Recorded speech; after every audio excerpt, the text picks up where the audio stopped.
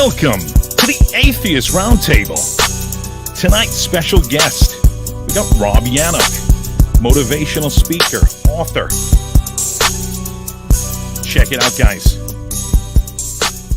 I can tell you this before we end this whole thing tonight, that my views evolve. I don't believe like I believed 51 years ago or 40 years ago or 30 years ago. I haven't figured it all out. I've not come to a place where I have arrived. Even though I find my place as a communicator, a pastor, a teacher, a speaker, I find myself a student. I am a habitual reader. I love books. I have too many books. I've given tons of books away. I'm not limited to one kind of book, just inspiration or Christian or theology. I pulled this from my library. It's Christopher Hitchens' God is Not Great. That I started to thumb through, and I actually have had it for a couple years. And so I've opened up my reading to try to be well-rounded. Okay. So I'm a student. I constantly want to learn. I constantly want to grow. I constantly want to be challenged. I pastored in Mansfield, Ohio. I pastored in Tennessee, and then I pastored in Columbus, Ohio. And now I'm in a new season of my life. You said that the beliefs evolve or change as you go through. Well, I guess it is a two-part question. First of all, what causes that change or evolution? What caused that? Because I know where you're at today. Yeah, pain. I think pain, my wife was telling me yesterday, we were having a conversation about there's a psychological issue on religion, that people that are being treated who are coming out of, controlling religion circumstances and having to get counseling and therapy.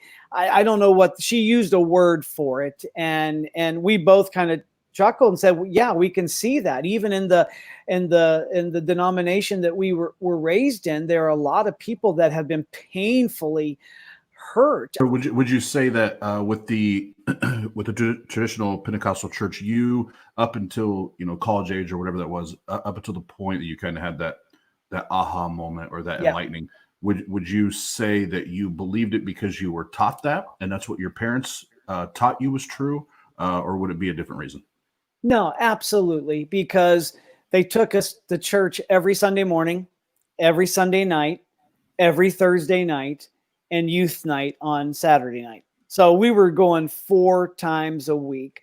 So yeah, I grew up with it, and I had a grandmother that was a wonderful, amazing spiritual woman. And, anytime we would stay at her place, she would be preaching to us, as kids.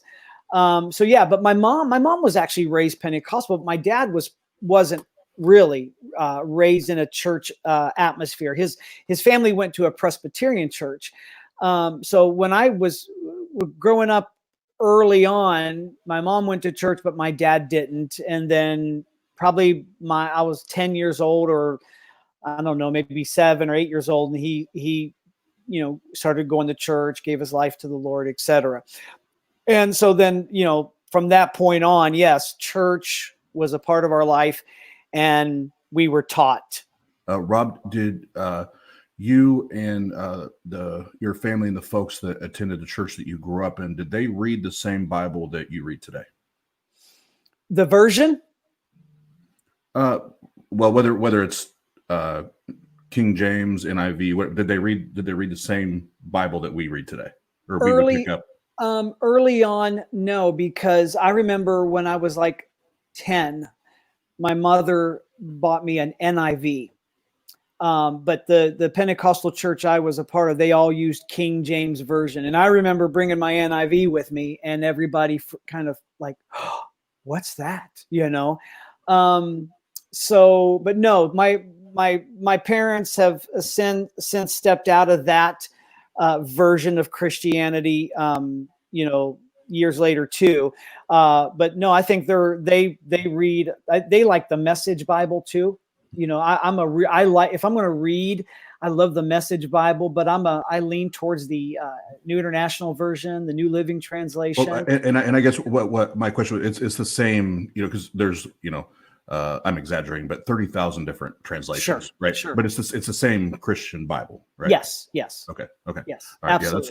Sure. What if you could put it on like a scale potentially, like where would you put your confidence level in your belief now from like say a 0 to 100? I'm just trying to kind of gauge if there's doubt or if you're 100% or where you're kind of at. I think can I be honest with you, Mike? I would prefer absolute honesty. Yeah. Okay. It depends what days. Okay. I have moments of doubt and I have moments of faith. And, one of my favorite authors is a Pulitzer Prize winning retired Presbyterian author, Frederick Buechner. And he says, if you don't have doubts, you're kidding yourself. He said, doubts are ants in the pants of any kind of faith. They keep you awake and they keep you moving. So I've had moments of doubt. I've had moments of strong faith. I've had moments of strong doubt. Like I'm going, what? I don't know what I believe. Or I've had, this struggles. I'll admit to you, I have not come to the place where I arrived and I got it. I know what. No, I have had moments, but I believe this. To believe is human, but also to doubt is human. And it's okay. What would you say today? Like and I'm not putting you like, die on the hill kind of thing. Just like, would you like, 80%, 95, 99? With my faith, with where I'm at believing wise. Yeah. Oh yeah. 95%. Absolutely. Okay. Yeah. And then my last question would be, if you could give like just a kind of a quick definition. And maybe it could be like Hebrews 11:1 for your definition, but like, how do you define faith? I simply define faith as belief. Okay. As it's hard to prove. I think belief is sometimes hard to prove. So you would say like irrespective of evidence, basically, like. Yeah. Belief, but not necessarily dependent on evidence or a certain amount of evidence or something like that. Right. And I know in Christianity, especially in theological circles, there's books, Evidence Demands a Verdict, big theological books on proving the existence of God.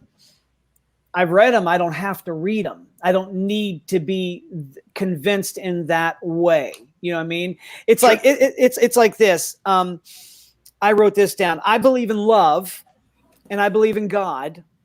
I can't prove it, but I just believe it. Does that make sense? Yeah. And I want to ask more questions about that now. Sure. But given the structure of how we do things, I hate to get ahead of ourselves. No, it's not you. You're doing perfect. It's me that wants to get ahead, and I'm telling myself, Mike, just wait. Okay. I'm coming and throwing the flag.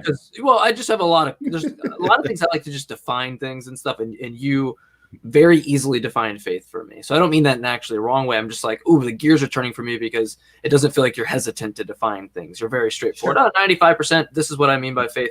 And then you even agreed on when I tried to like almost rephrase it. And so that is, for me, is a huge like green flag, just awesome. I don't even know if a green flag is even a thing. I think I just made that up. But but yeah, so that for me is awesome because that's what I want to gauge. But definitely want to get more into that on the how and the why. Rob, Christian, non-denominational Christian, briefly share with us and the listeners how did you arrive to that destination?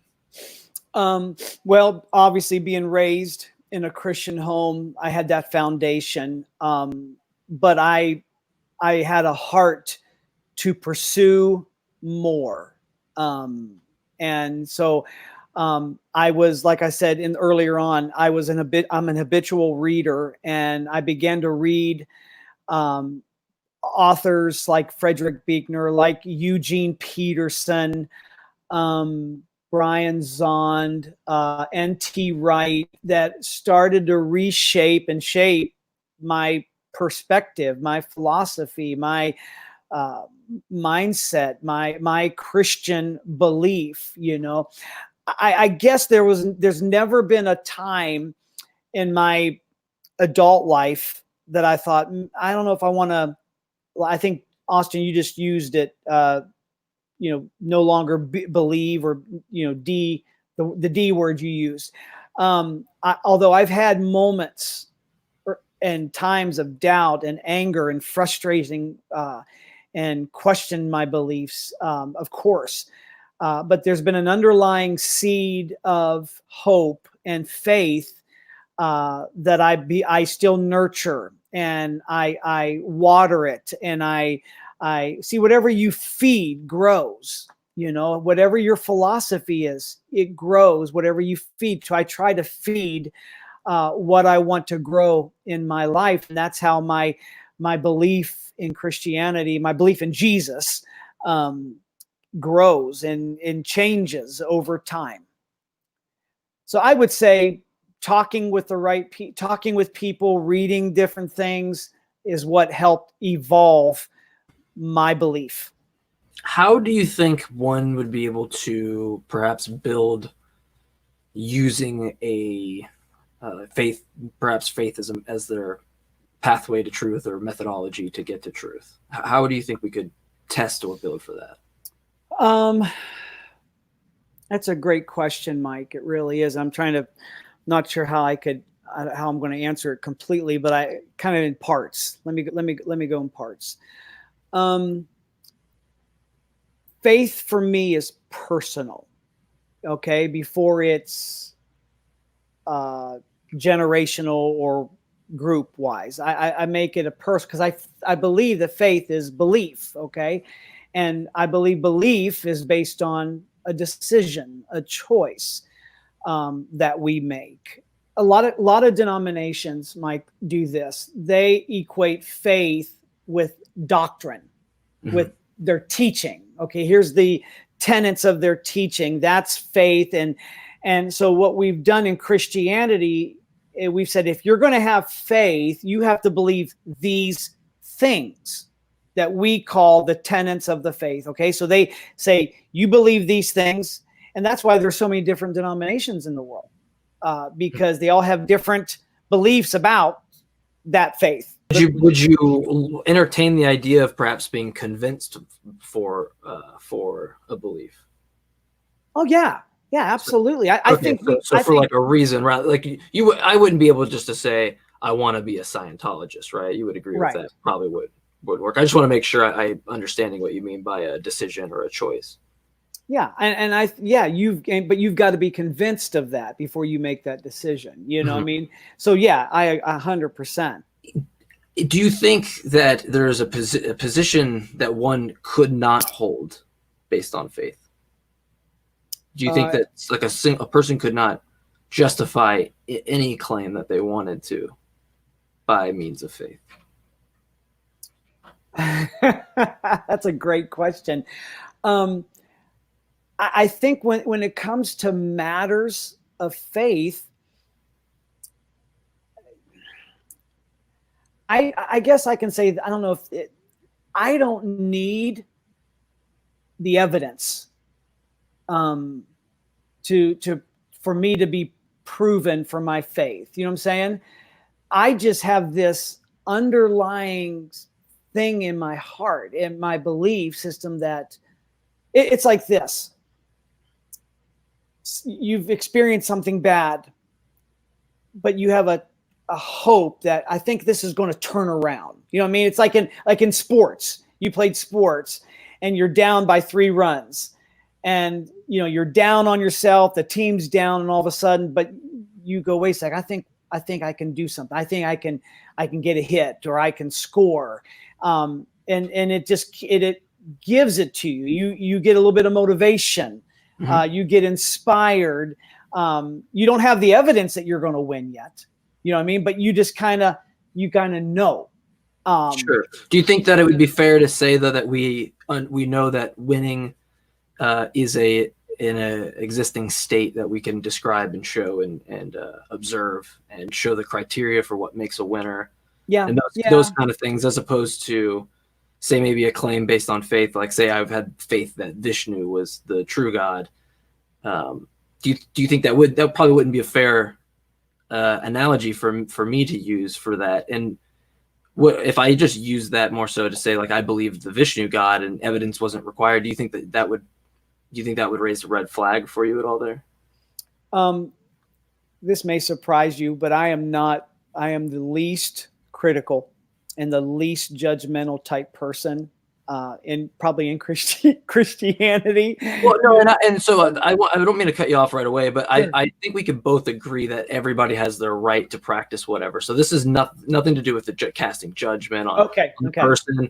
They have every right, but this is more so the methodology, just simply using faith as your pathway to get to truth. And if I'm saying that, let's instead of the religious thing, let's just say that I take it on faith that you're wrong. Do you think that would be a good way for me to determine that Jesus isn't? No, no, because you made a choice. You made a decision that you're in your thought process and in your philosophy. That's you. Mm-hmm. You know, I think where we've missed it on my side with Christianity is we have been so critical and condescending and intolerant. That we've chose not to have these conversations with somebody who doesn't believe, you know, and my thing is, can I give you proof right now that God exists? I have my belief, you know, that's my proof for me is that I believe, and I trust, And that's a tough thing to do. I understand trusting is hard. I understand believing is hard. And having faith is difficult, you know.